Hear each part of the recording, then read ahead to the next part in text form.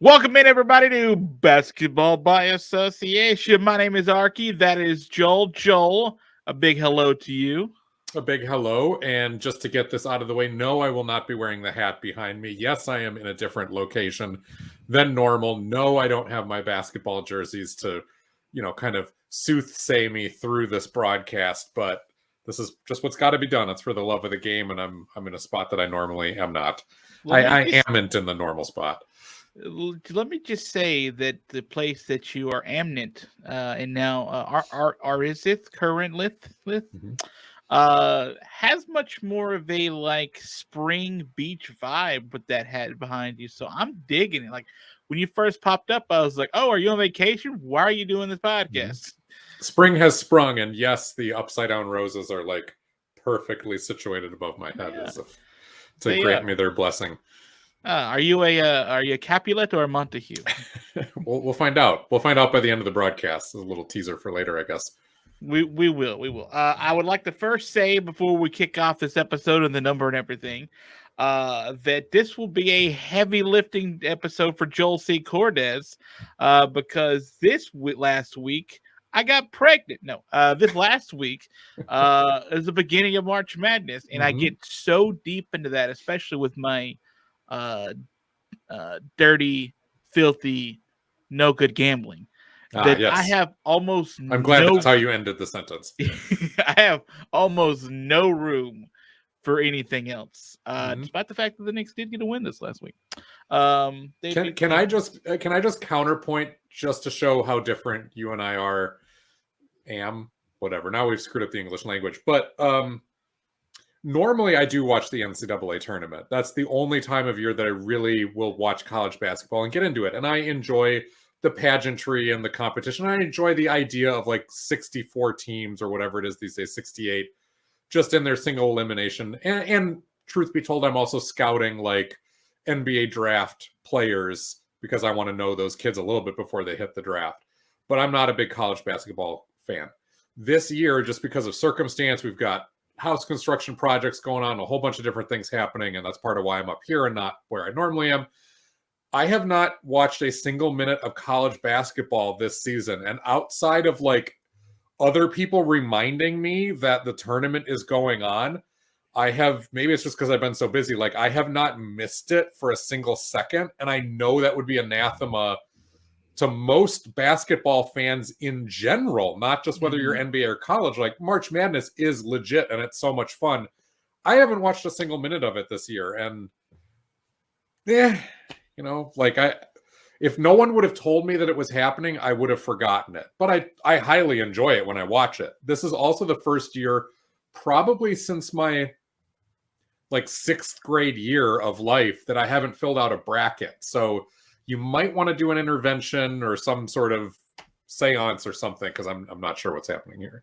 I will be reluctantly contacting Kyrie Irving to bring some smudging of some sagebrush or whatever he does right now to your facility, because that is bad juju, my friend. You do not want to bring that into the world. Isn't it interesting that Kyrie does not want a vaccine forced upon him, but would force his sage upon the entire locker room? Kyrie, I feel like forces a lot more onto people, like his ignorance. And listen, vaccine aside, he thinks the Earth's flat, so that's plenty enough to hate the guy. All right, Joe. So anyway, so my entire focus has been on the college basketball side. I've kept up with a little bit of the NBA, but not deep down to sort of keep up with anything other than a couple of things that we're going to talk about today. And Joe, as usual, will be the heavy dog analyst on this. But Joe, before we get into the games and the teams themselves, including one very near and dear to one of our hearts. It's finally time. Joe, it's this like episode, 4 or 5? What episode is this? This is episode 98. And, we've spent 4.5 minutes telling people basically why they shouldn't listen to the show this week because, if you want to this guy's a huge basketball fan and didn't even watch March Madness. Oh, this guy's on an NBA show and hasn't watched much NBA this week. I mean, we're pretty much selling this thing right here. But no, it is episode 98. So somehow we've made it through this far. And if you're just joining us now, welcome. It's not as bad as it sounds. Just keep going. It'll get better. You can find us on YouTube for the video version. Like, share, subscribe over there. And if you want the audio-only versions, Spreaker, Spotify, iTunes, wherever you get your podcasts. And this was an interesting one, episode 98 for me. So the 97-98 season, that's my 8th grade year. That's kind of a seminal sports year for me, as it is for most kids, as you're kind of hitting that age right before high school. We could do the Rookie of the Year. We could do MVP, all that stuff.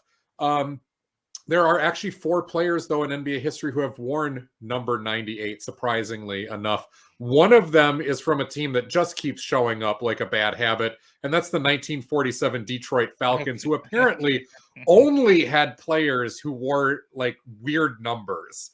Like, that was just their thing.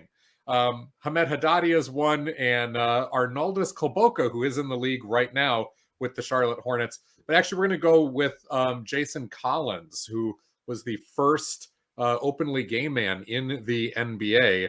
Not the first since he had retired. There's others that had come out before that, but Jason Collins, kind of a pioneer of that, and is not a guy who, stat-wise, he did play in the league for a long time. Actually, it's 13 seasons, so a long, respectable career as a journeyman center. He did start for a couple of teams early on that were in the NBA Finals, if you remember, the Jason Kidd, Kenyon Martin, Kerry Kittles, Vince Carter, New Jersey Nets. Jason Collins was the starting center, or at least off and on was. So a long journeyman career.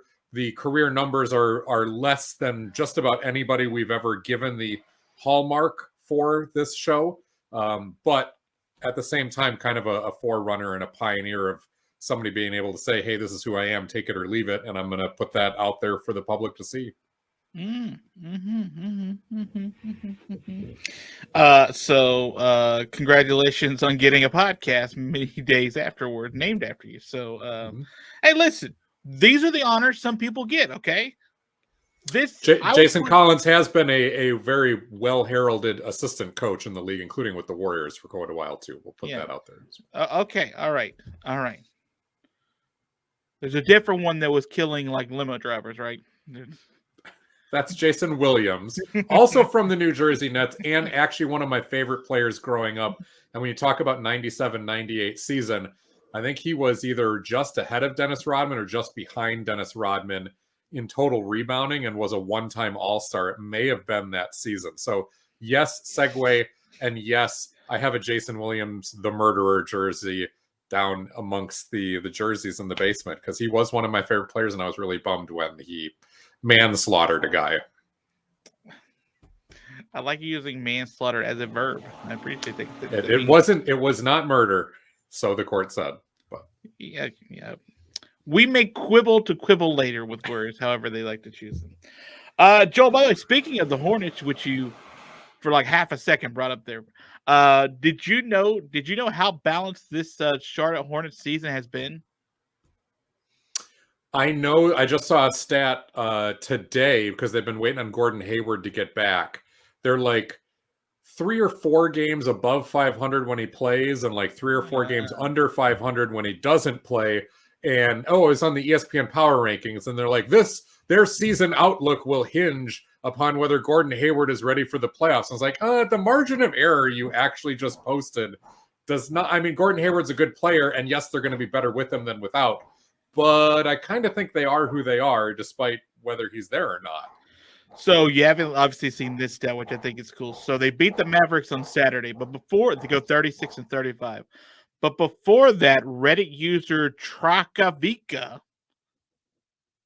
counting it, the Hornets had a 35-35 record. They were 17-17 at home, 18-18 on the road, 22-22 against the East, and 13-13 against the West. You can't get more 500 than that, right? I mean, I feel like that's a Matrix level singularity right there. Like I got that. You've just seen a glitch into the system.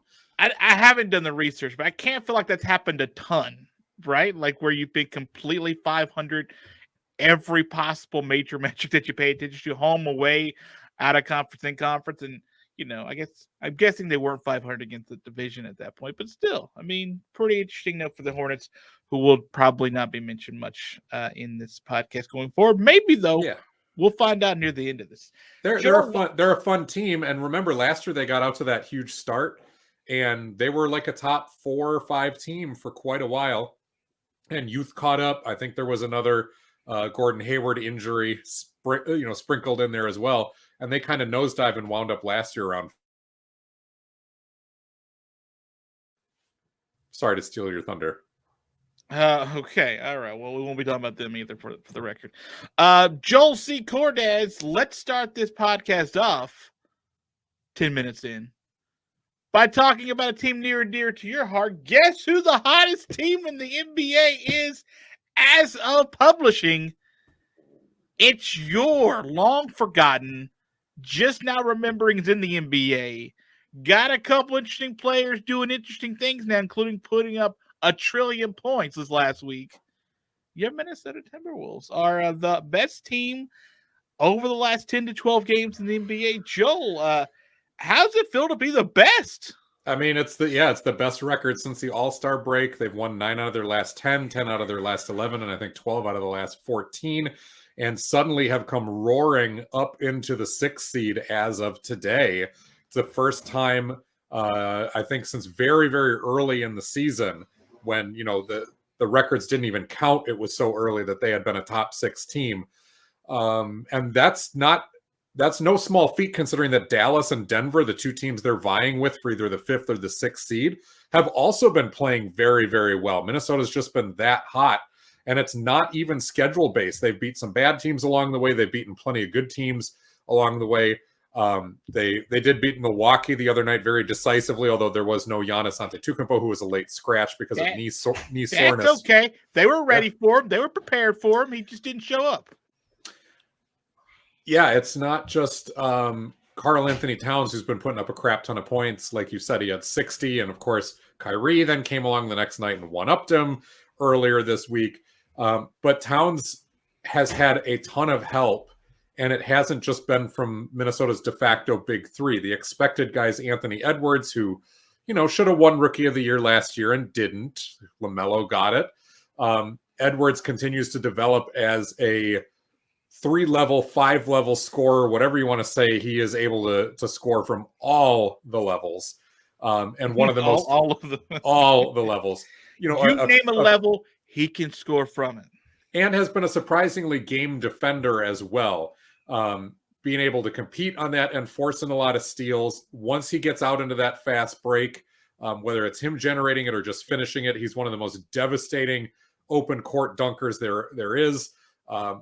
He's put guys on posters for the last 2 years at this point, and is a very good 3-point shooter. D'Angelo Russell, I think, has found a perfect role for himself in that he can be that gunner with the second unit, even though he's starting, but he's the guy that sits early for Minnesota.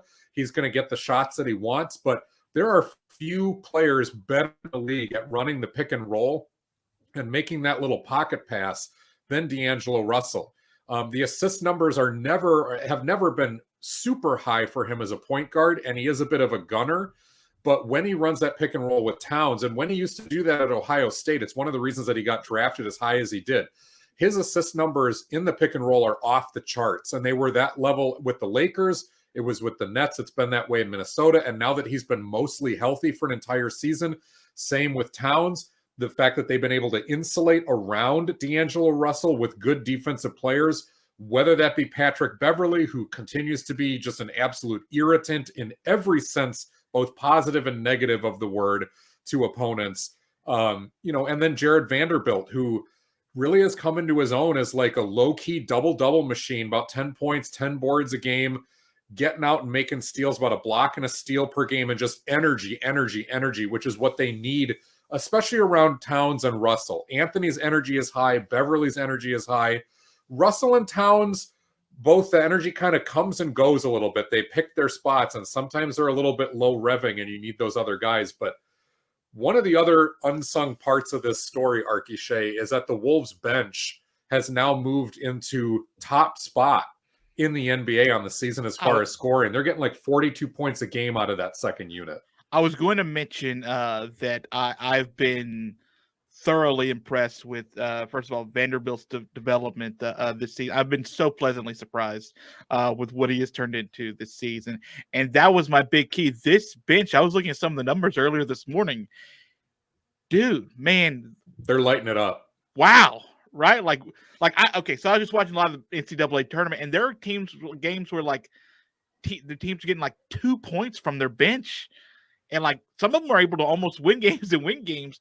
Like, the fact that this is a roster that when you take all of the starters off, or one or two here, you're not having a big dip in your offense and in your performance. And that's going to be so huge going forward, because if they do manage to get into the playoffs proper, you're going to need all the help and depth that you can get. And the fact that they've been so deep this season, so productive off their bench, dude, can make them kind of scary for some matchups. Absolutely. Taurean Prince was a high draft pick back in the day with the Atlanta Hawks, who kind of had fallen off and become a journeyman, and all of a sudden has found a home here in Minnesota and really has resurrected his career as a 3-and-D guy, which is what he was supposed to be in Atlanta. Malik Beasley was a prospect with the Denver Nuggets over the last couple of years who had a lot of talent, but they had a logjam at that position. Minnesota brought him in last year. He was scoring 20 points a game for the Wolves before he ran into legal trouble, and that ended his season. He's been back, and he started off this year absolutely cold. I mean, was so cold. He was a guy that I had predicted for 6th man of the year. And coming back, there was a lot of rust, to the point that Jalen Knoll had stolen or earned, whatever you want to say, Malik Beasley's job as kind of the 6th man scorer.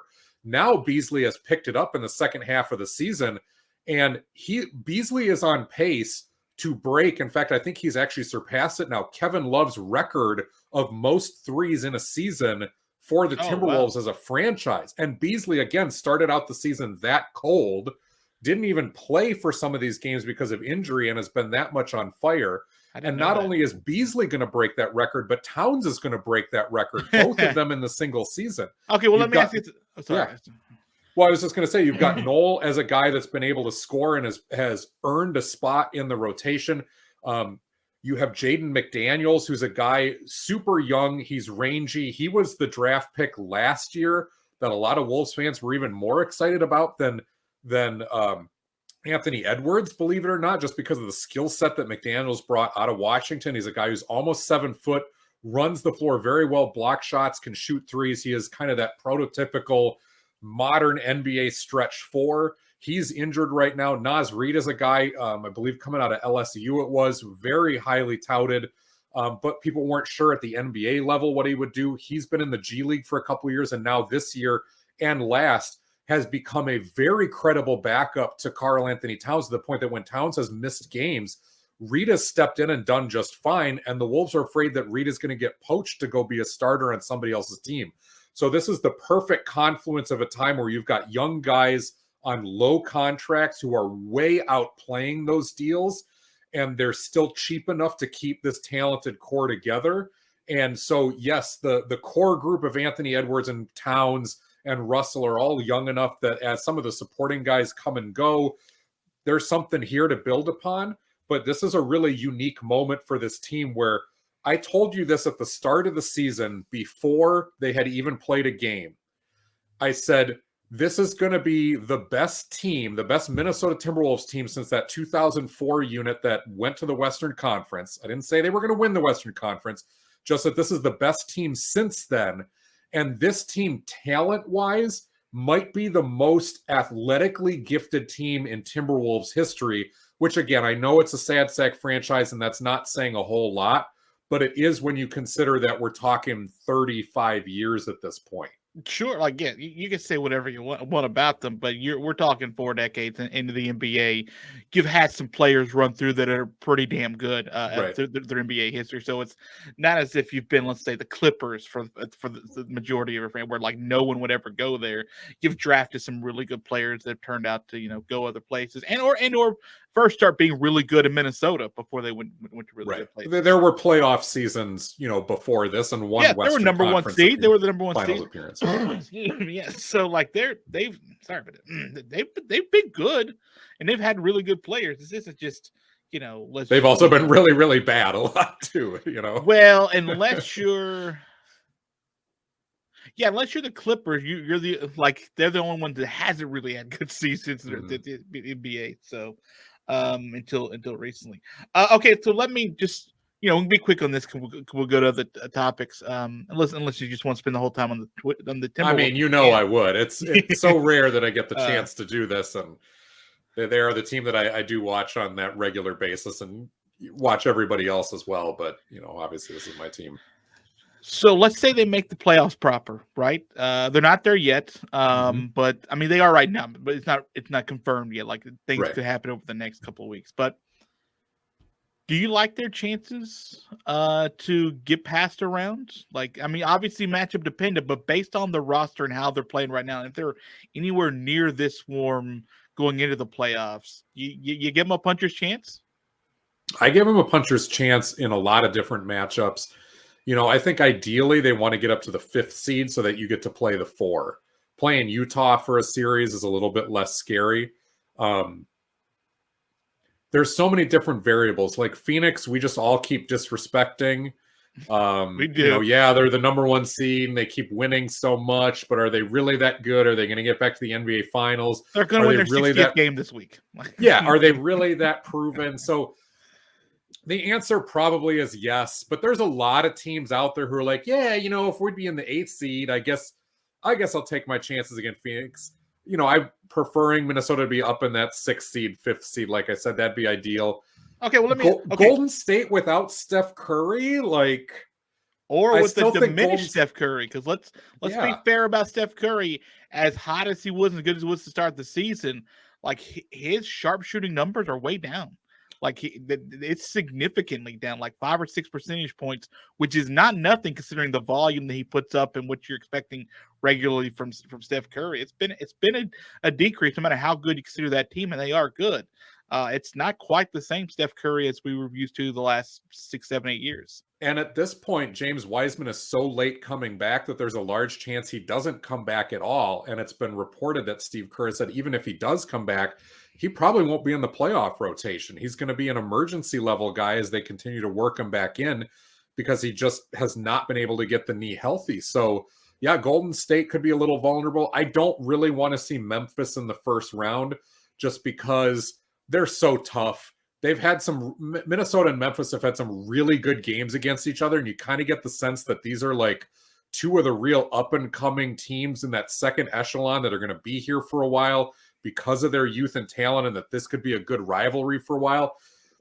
But Memphis has been in the playoffs before. They just feel like they're polished enough, and there's not a lot of weaknesses for them. I would rather see Utah than Memphis any day of the week, and Utah is still a really good team. Would you give Minnesota a puncher's chance against everybody except for maybe Phoenix and Memphis? I think Minnesota can take any of those matchups, 1 through 4, to a 6-game series at least. I think they can take it to a 6-game series. I'll give them a puncher's chance against Utah and Golden State. 6 games feels about right against Phoenix or Memphis, especially if those 2 teams have home court advantage. But I mean, Minnesota, again, you don't want to make too much out of one winning streak, but they've shown that they can play with anybody at this point. It's not just one winning streak, and it's also against good teams too. Yeah. I mean, the fact that they're here now means it's not just one 10-game winning streak or 12-game stretch. They're 12 games above 500, and when they were playing Milwaukee the other night, Milwaukee's the 2nd seed in the East. Milwaukee going into that game was like 2.5 games better in the standings than Minnesota. It's just they played in different conferences. Mm-hmm. One is the defending champs, who a lot of people are banking on to, get past Miami and Philly and Boston anyway, and saying, they're the defending champs, so you beat them. And the other team is 2.5 games back, and people are like, we'll see if they even make the playoffs.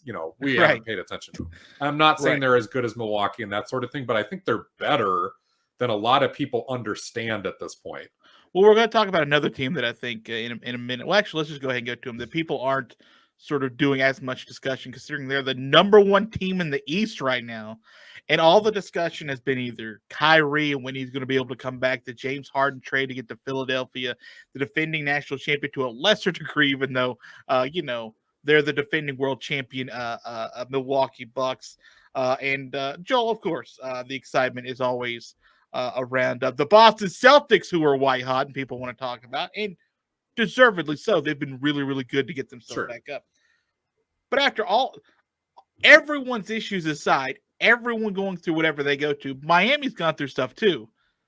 And they're the number one team in the East by a couple of games. Joe, why aren't we talking more about Miami? Is it just Jimmy Butler isn't sexy enough to like grab all the grab all the headlines? Is it the fact the way they play? Is it the no drama that there's really sort of around them? Is it what is it that doesn't get us excited about Miami? And will they prove everyone wrong once we get to the playoffs? Because I feel like as much as we're saying Brooklyn, if you get up against Brooklyn, they'll beat a bunch of teams. Same thing with probably Philadelphia. Miami's got something to say about that too. Yeah, I think there's a few reasons. They're the 17th offense in the league, so they don't exactly light up the scoreboard. Their point differential is 6. They're beating teams by about 4.5 points per game. So they've had a lot of close ones.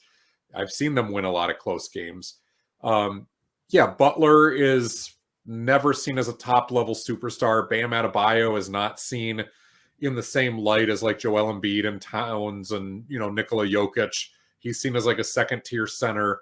Kyle Lowry is obviously at the end of his career. Tyler Hero is a nice story, but he's a sixth man. And I think there's also the sense, too, in the Eastern Conference that Miami is just kind of there by default because Milwaukee had some issues early in the season. They had injury issues to Giannis. Brook Lopez has been out for a long time, just recently came back.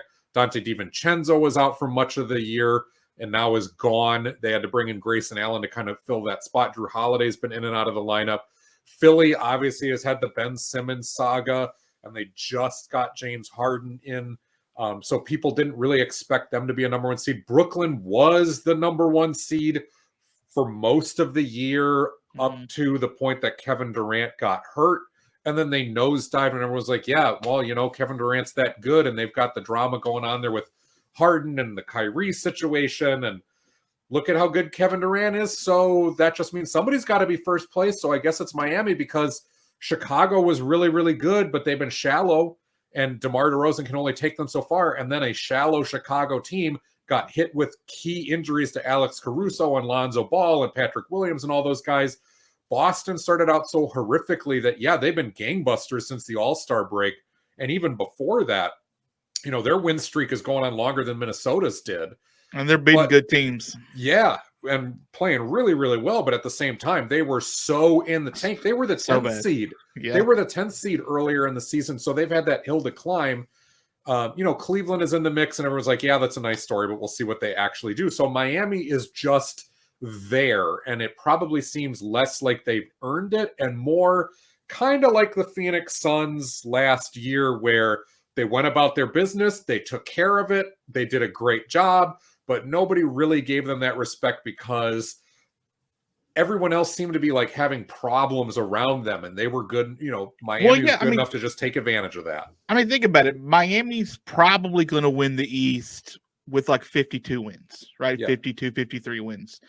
If we just talk about Phoenix about to win 60 this week, like you could just the East has been so decimated, with injuries, and their top teams got murdered with COVID. Let's be honest. They were just, for that 2-week stretch in the NBA, a lot of teams dealt with it, but it felt like the top teams in the East got just crushed. And you mentioned teams like the Bulls, who were doing really well, got really bad injuries to the wrong guys at that time to be able to get those injuries too. Same thing with Cleveland, the wrong dudes to be getting injuries too at the wrong time of the season.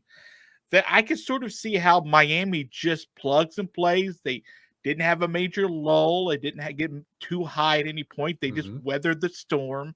And, they're going to be the one seed with probably 52, 53 wins. And they could be a matchup away from being put out. But also, I don't think people are going to give that team enough of a chance going into the playoffs to be in the Eastern Finals.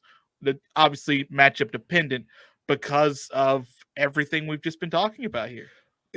They're good enough that I mean, they were in the NBA Finals 2 years ago. Phoenix Yeah, was I mean, in they the beat NBA this Finals Milwaukee last team, year. almost this exact same Milwaukee team 2 years ago, like punched them right in the face. Right, exactly. So, yeah, they've been good enough to be there. If they're the number 1 seed and they wind up facing Brooklyn in the first round, there's a lot of people that are going to pick the Nets to upset them 8-1, and maybe rightfully so. I think the fun parallel here is you've got the Heat, you've got the Suns. Both of them are just basketballs that are on fire. You've got the other parallels of recent NBA Finals appearances and just not enough respect. But at the same time, Phoenix proved and Miami proved 2 years ago that sometimes just taking care of business and the variables that you have around you are enough to get you there. But like we saw, Phoenix was a little bit overmatched in their NBA Finals against Milwaukee. Miami was pretty badly overmatched against the Lakers, 2 years ago in the bubble. But what we did do is, as much as we didn't give Phoenix the benefit of that last year, the same thing with Miami in the bubble, and maybe even the same time now, we didn't give them the benefit of the doubt. They proved us wrong. They proved us wrong so far. For 3 straight years, we've had a team where we're like, nah, let's see it. And they've showed us that they could be that team. I didn't think Miami was going to be the East rep in the bubble, and I didn't think Phoenix was going to be the West rep last year. And I kind of don't feel like Miami is going to be the East rep this year, but I don't hate them in any matchup. I could see every single series possible matchup with Miami being one that goes to 7 games. Like I feel like it could be like that kind of a dogfight, even though there's the Brooklyn, who probably will have a closer to favorite. Brooklyn may be the favorite for crying out loud. Up until a couple weeks ago, they were the NBA favorites still. Miami defends extremely well, and they execute, which lends itself, obviously very well to the playoffs. They have guys who have been there before. They're the 5th best team defensive rating wise. Boston's number 1 at this point. You got Phoenix, Golden State, and Cleveland ahead of Miami. So that's part of it too. They're a number 1 seed, but below average offensively. They're not leading the pack on the defensive end, but they've won those close clutch games, which again bears well for the postseason. Jimmy Butler is one of those guys that you are going to trust in a clutch situation. Kyle Lowry is another one. PJ Tucker has been there before. He's an NBA champ at this point. Tyler Herro's had a great bounce back year. Yeah. He's tied or just half a point off or something of what Jimmy Butler, the leading scorer, are. Like, this team, once people start paying attention to, it's going to lose some people some money. This team's pretty good. They come in and they do their job, and just everybody is on the right page, and you can tell it's a veteran unit and a franchise that has an identity, which they have for a long time. It's almost Spurs-like at this point, where regardless of the sheer talent level, you're going to be in for that dogfight. You don't necessarily want to see them in that 7-game series, but you might be able to out-talent them depending on who you are too. So yeah, Miami gets the respect for having taken care of business to have gotten here, but I don't think anybody's wrong for doubting them. Just don't doubt them enough to think they're going to get beaten easily at any level along the way. This is one of those teams where you go, they have a puncher's chance all the way to a ring. Erik Spoelstra is still the coach since 2008. Like, it feels like it was just yesterday. We're like, this guy's not going to be an NBA guy. LeBron's going to run all over him. Yeah, and he's it's weird, right? Like, to me, it's weird.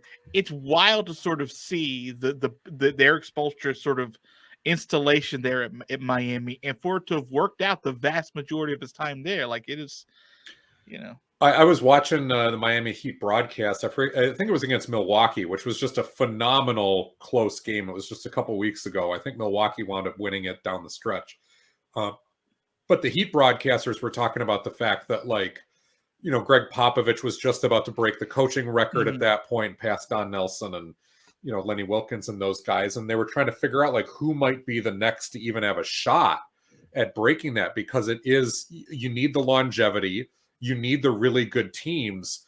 Phil Jackson is way up there, and who might, out of the current guys, be in that conversation. And the odds-on favorite is Erik Spoelstra. And it wasn't just the Heat broadcasters kind of, tooting their own guy's horn, basically. But he has been there so long. He has had winning teams. He has proven that he can get winning teams out of all sorts of different rosters. He's got the right type of franchise infrastructure around him that will not tank, that has done a very good job of keeping momentum even through different iterations of the team. And his job security, barring anything, highly unforeseen or a bunch of bad seasons, his job security is about as bulletproof as you're going to find in the NBA at this point. So will Erik Spoelstra, coach his entire career at Miami like Greg Popovich was able to do at San Antonio? I don't know. That's so hard to actually be able to pull off in the modern NBA. And you think about the fact that like Lenny Wilkins and Don Nelson and Phil Jackson, those guys all did it for multiple teams. Jerry Sloan is really the only other one that racked up a massive amount of wins with only one franchise. And even that was a far different era of when he was doing it compared to what Popovich did. So, but Spoelstra, I don't see any other guy out there who really has like that shot with all of the factors kind of coming in. And again, we're a little bit off key here, but that is their coach, like you said. And that's a guy who's been through the battles and has a couple of rings and, deservedly so. Erik Spoelstra is tied with Flip Saunders for 654 wins right now. Right. Which is something like what, 12th? Something like that. It's under 10. It's further than that. So it's Popovich, Nelson, Wilkins, Sloan, Riley, Carl, Jackson, Brown, Alman, Rivers, Bill Fitch, Auerbach, Dick Motta, Jack Ramsey, Rick Carlisle, Cotton Fitzsimmons. Then you go McLeod, McMillan, Holtzman, D'Antoni, Fratello, Spoelstra. Okay. But if he has another really good year, like we're talking top 15. Mm-hmm. And a lot of those guys that you mentioned off between he's a little under half. He's a little under half what Pop has right now.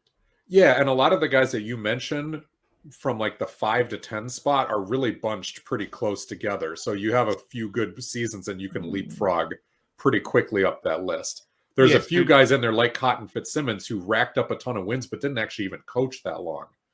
Yeah, he won 832 and 1,600 games. And to give you an idea, Popovich has coached over 2,000. So that's, 80 games, 5-6 more seasons or something, whatever. All right. Here's what I wanted to wrap up on. Because I think this week for in the NBA, this past week was kind of a fun week.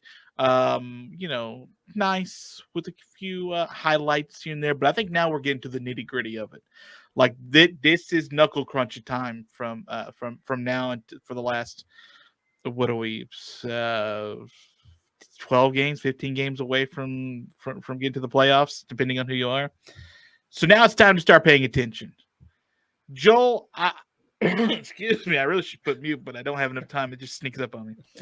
I sit here and I look at the NBA standings right now, and I look and wonder which team that's near the bottom of each of these conferences are you most worried about missing?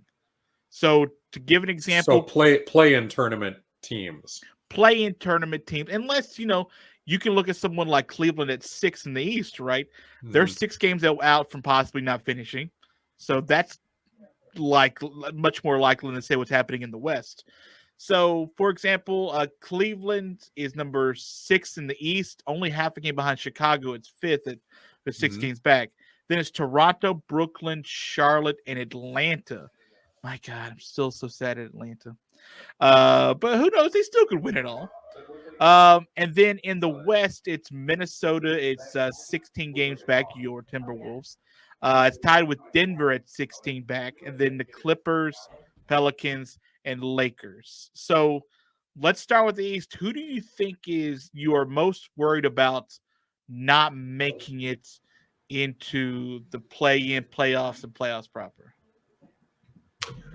I'm not really worried about any of those teams, honestly, and it's not a cop-out. It's just that Washington has nosedived so badly since their hot start. You remember they were like a top 4 team to begin this year. Well, what about the team right behind them? Right behind them, I was going to get to. Honestly, if I had to choose either the Wizards or the Knicks, for either of those to make a surprise run where all of a sudden they rattle off some wins and it's completely inexplicable, it would be New York over Washington. That's just how disjointed the Wizards have been. But New York has had that penchant for, blowing leads and all the things that have kept you up at night or made you change the channel early. If they keep on to these 25-point leads, they could be playing for the play-in right now. Right. Absolutely. Absolutely. And they keep blowing 20-point leads. The problem is we're at 71 games for a lot of these teams. Yeah. So we got like 11 games left to go.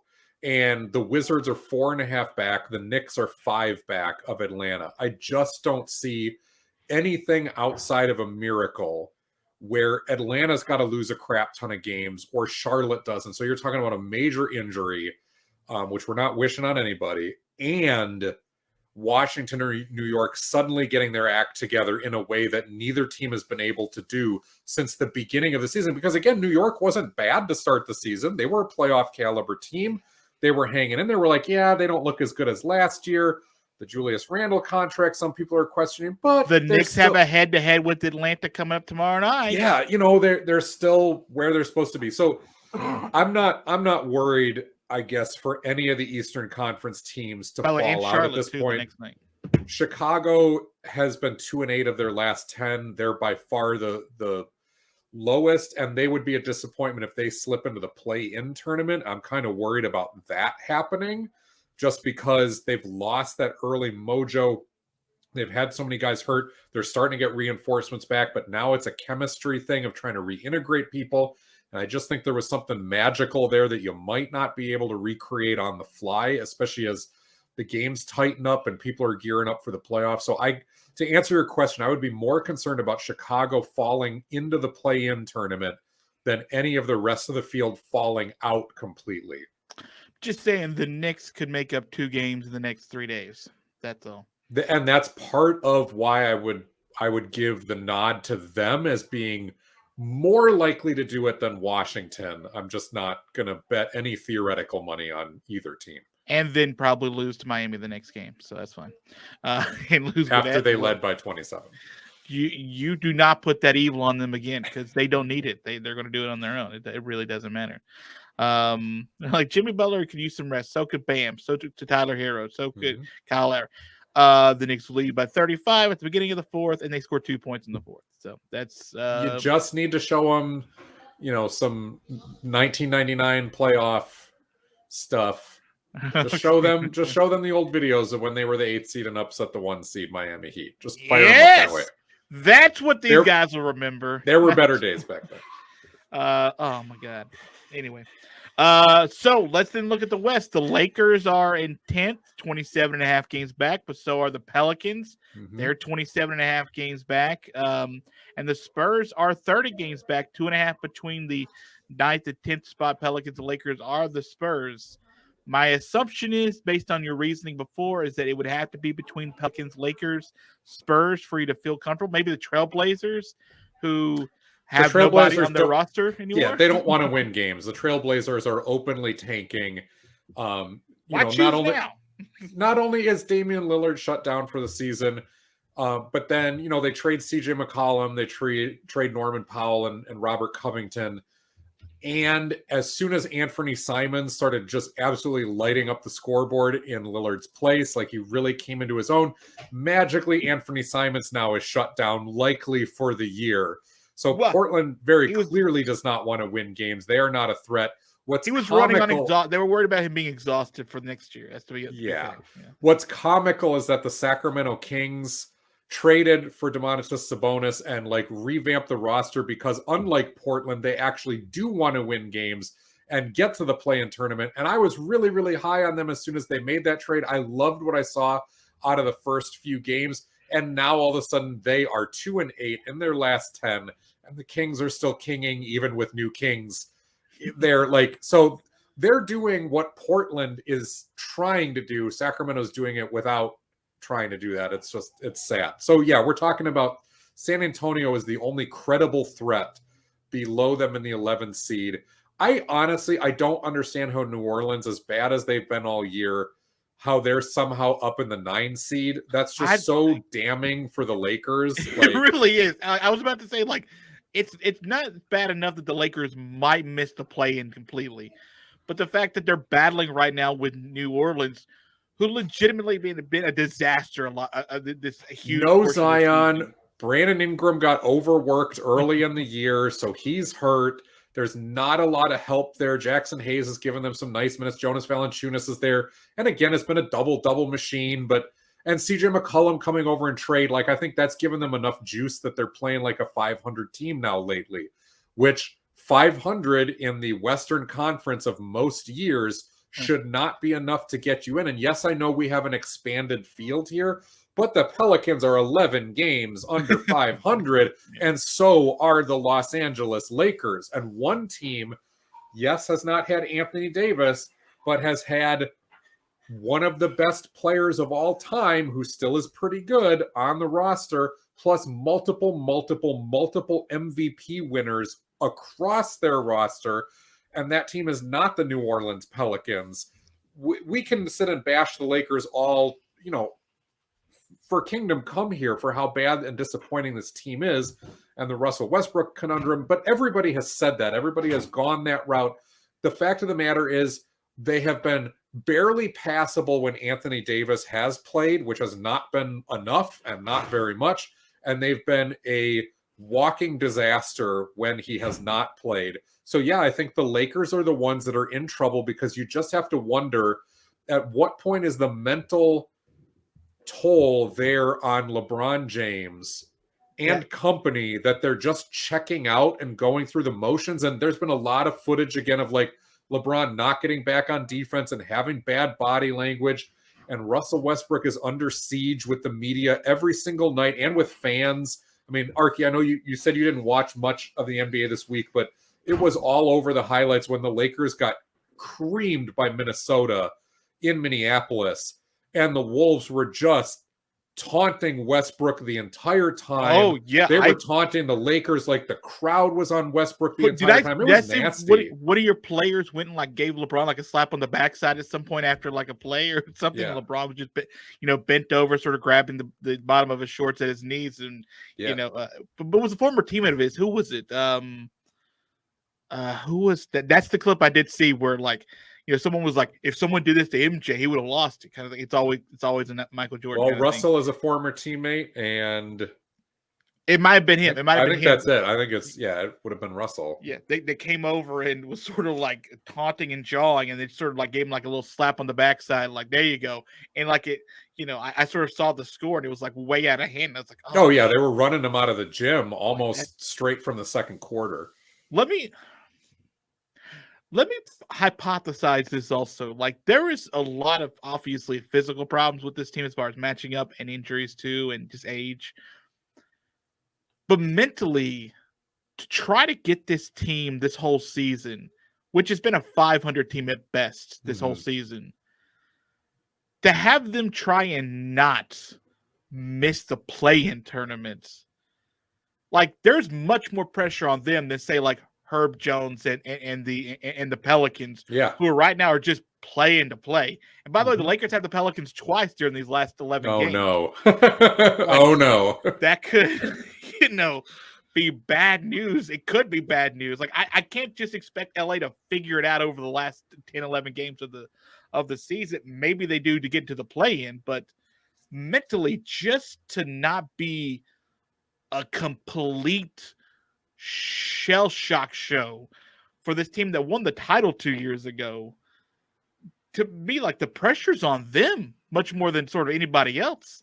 Like we could see someone like Portland accidentally make it in, right? Like if the Lakers... San Antonio's still trying, San Antonio's still competing. That's what's dangerous, is that the Spurs, as flawed as they've been, still compete every single night because it's a pop team. And so they're hanging around in there, and that's where they're a threat. And the Pelicans, they did enough, and they're playing enough to be in this conversation, even though on paper they really shouldn't be, with Ingram and Zion out. And that LA coming into the year, look, if you rewind, LA coming into the year, we all said there were some major red flags with the way that roster was constructed. You and I spent a lot of time going, okay, this could work because Look at how many MVPs there are and guys that have played at a high level, some of whom have played together in other situations before, other guys who just have wanted to play together. You think of how long it's taken for Carmelo and LeBron to finally get to play together, and this is going to be their moment. And, you know, Dwight Howard has been on the Lakers before and has played with LeBron before. Westbrook and Carmelo had played before. Rondo, he was there earlier in the year, had played on the Lakers before. So there was a lot of built-in Rondo had played with Anthony Davis before too, but just this built-in corporate knowledge, historical knowledge that we banked on being enough to overcome the fact that they did not have a credible stopper on the team outside of Anthony Davis, and the fact that we kept saying, look, if Anthony Davis gets hurt, this is not good. And how does Russell Westbrook, for as serviceable as he looked in Washington, his team still had a negative plus minus most of the time when he was on the floor. And that's been a thing for Russ the last few seasons. How does he fit on a team that wants to have the ball in LeBron's hands and or Rajon Rondo's hands back at that point? Like, how does that really work? And they were going to need a lot to go right for them to be as good as they could be. But there was that possibility that a lot of things could go wrong and it was a train wreck. And we called that, and everything that could go wrong has basically gone wrong. And remember that Russell Westbrook is on a max contract, and you will not be able to trade him this offseason unless you are going to give up multiple assets, which the Lakers have already given up to get him and to get some of these other guys.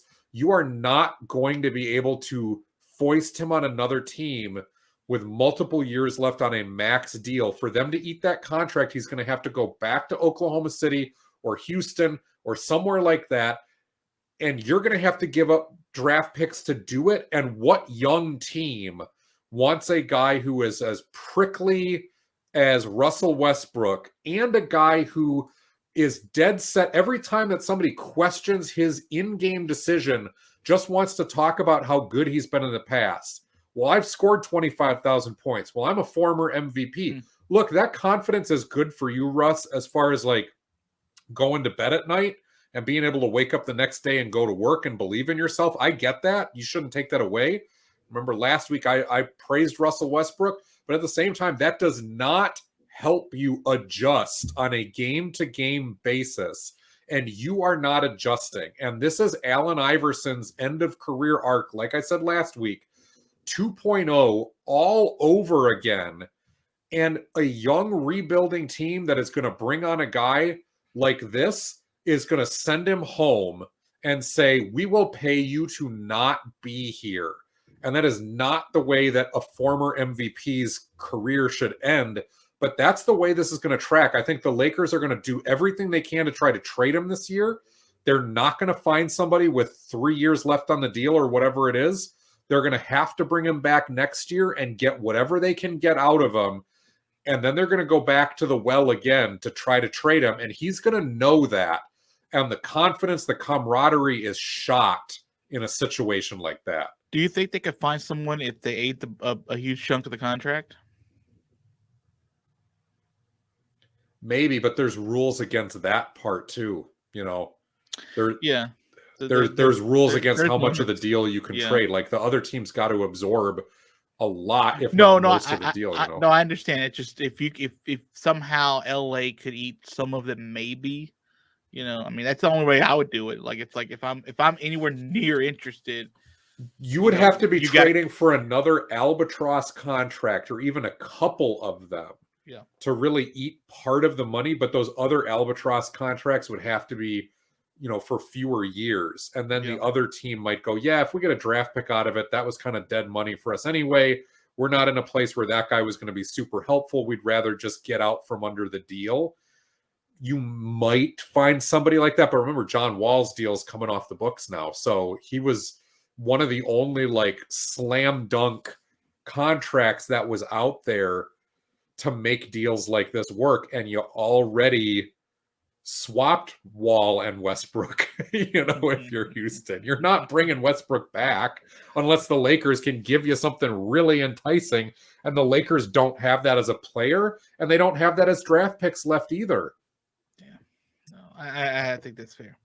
Do you remember when Billy Knight built that Brooklyn Nets team, with Darren Williams and Joe Johnson? Brooke Lopez was there as a youngster. You had Andre Kirilenko, you had Paul Pierce, you had Kevin Garnett. They built this amazing starting six, basically, and everybody, including Sports Illustrated, was picking them to win the East, if not the NBA title. And it just did not work. And there was injuries and age and all that stuff. And they were competitive the first year, semi-competitive the second, and then the bottom completely fell out. And they were, up until like 3 years ago, still getting out from under how much they had given up to try to make that team work. That is the barrel that the Lakers are staring down right now. It is a very similar situation. I just looked it up just to make sure. The Lakers were the second best favorites to win the title. And you and I looked at each other for the season. We're like, we both said, I'm taking Golden State, brother, and maybe Denver before I'll take the Lakers. Yeah, man. I mean, in Denver, Lord knows they've had their issues, and they might have the MVP. Jokic is freaking insane right now. Yeah, and if they have Jamal Murray all year, and if Michael Porter Jr. is there, so man, oh well. Dim's apples. And by the way, before we go, congratulations again to your team for being so good. It's not a surprise that's happening now that you have ownership coming, that's a known, proven champion like Alex Rodriguez. That is no surprise. Many good things come to you, Mr. Hey, if you're willing to throw a few bucks down on the Knicks, I know a guy who's unwilling to budge, if you know what I'm saying. I know that back in our Bizarro predictions, you and I had predicted Wolves and Knicks in the NBA Finals, and there's at least a puncher's chance that 50% of that Bizarro prediction could come true. I don't think. So you think the Knicks will make it? No. Yeah, nor do I think Minnesota's getting to the NBA Finals. I haven't drank that much Kool-Aid, but I do think that Minnesota's going to be a really dangerous team in the first round, that a lot of opponents might actually rather play Dallas. Probably not Denver, but don't really want a piece of Minnesota, and they would rather anybody from the play-in field. And the Mavericks, I don't think, are that scary as far as a playoff opponent goes. I think anybody who's named the Phoenix Suns or Minnesota Timberwolves, the Memphis Grizzlies, I think they're licking their chops for a Los Angeles Lakers kind of matchup to start a nice little ease in. But that again assumes that the Lakers get out of that play-in tournament, which is no sure thing. I mean, honestly, right now they might play your Timberwolves. Like there's a chance they play your Timberwolves in the play-in. Yeah, I mean, Minnesota's in the 6th right now. Denver's in the 7th. Dallas is 1.5 up in the 5th. So any of those 3 teams, 2 of the 3 are going to be the 5 and 6 seed. Whoever is the 3rd team and the odd one out who has to go to the play-in tournament is just such a massive favorite at that point. Oh yeah. To win the play-in tournament. But again, with it being it's single a one elimination, anything can happen. Yeah, that's proved to be true last year when everyone thought, hey, just get in and the Lakers will be able to be fine. The Suns murdered them. That's what the Suns did. Yeah. All right, Joel, thank you so much. I can't believe that Lakers team is going to win the title and go back-to-back play-in years. It's all right. Joel, thank you so much for your time. This has been the most recent episode 98 of Basketball by Association. Where can they find the video form, which will be slightly different and stilted somewhere around the 10 to 15th minute mark? Which is unfortunate. The episode 98 is in the books. Thanks, Jason Collins. You can find us on Spreaker, Spotify, iTunes, wherever you get your podcast. And YouTube is the video version.